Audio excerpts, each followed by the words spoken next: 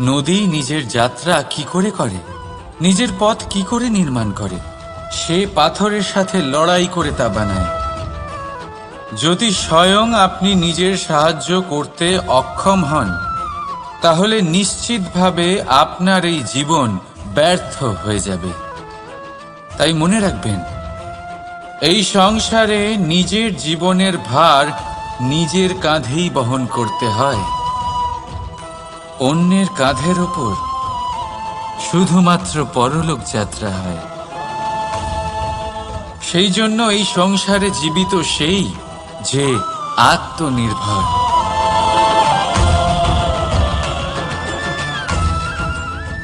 রাধা রাধা।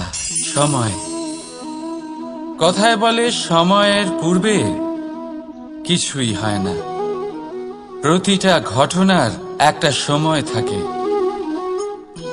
সময়ের আগে না সূর্যোদয় হয় আর না সূর্যাস্ত হয়। সময়ের পূর্বে গাছে না ফুল ফোটে না ফল ধরে। কিন্তু একটা কথা ভেবে দেখুন, যদি বর্ষা আসার আগে কৃষক ভূমিকে না প্রস্তুত করে, বীজ রোপণ না করে, তাহলে কি ফসল ফলবে?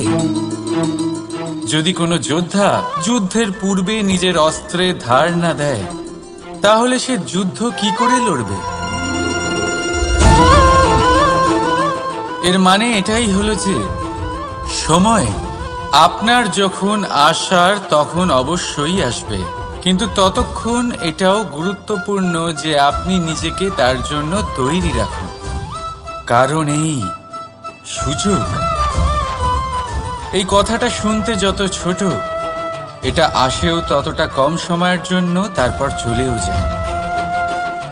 এবার যদি সুযোগ আপনার হাতে আসে আর আপনি তার জন্য তৈরি না থাকেন, তাহলে আপনি সাফল্য কি করে পাবেন? তাই আপনি সঠিক সময়ের জন্য অপেক্ষা করুন, সেই সুযোগের জন্য অপেক্ষা করুন, কিন্তু ততক্ষণ নিজের চেষ্টার দ্বারা নিজেকে আরো সক্ষম করে তুলুন। কারণ সাফল্য আপনার জন্য অপেক্ষা করছে, শুধু আপনি তার জন্য তৈরি থাকুন। রাধা রাধা। কথা মানুষের পাওয়া সবচেয়ে অদ্ভুত উপহার। এই কথাই মানুষকে এই সংসারের সমস্ত প্রাণীর থেকে ভিন্ন করে তোলে,